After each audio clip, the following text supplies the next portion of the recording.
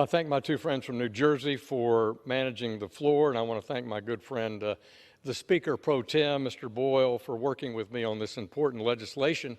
And I do rise in support of H.R. 6265, the Captagon Act. I really appreciate Chairman Meeks and Ranking Member McCall shepherding this legislation through the committee and now to the House floor. And as I said, Congressman Boyle and I worked collectively on this over the past year, and I appreciate his leadership on our Friends of Syria caucus. The decade of destruction and deteriorating human rights situation in Syria is well known. But just look at the poster next to me for a small snippet of the headlines coming out of the region as it relates to this poisonous drug, Captagon. In addition to regularly committing war crimes against his own people, the Assad regime in Syria is now becoming a narco state. Narcotic production and trafficking in Syria and its neighbors has become more expansive and more widespread. The current epicenter of the drug trade is in territory controlled by Assad's regime. This has been well known now for at least 2 years.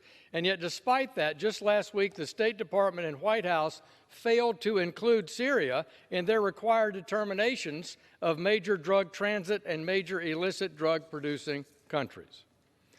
Mr. Speaker, I ask unanimous consent to insert in the record a letter from this July from Senator Roger Marshall of Kansas, Representative Brendan Broyle, and myself to Secretary Blinken urging that Syria be added to this determination.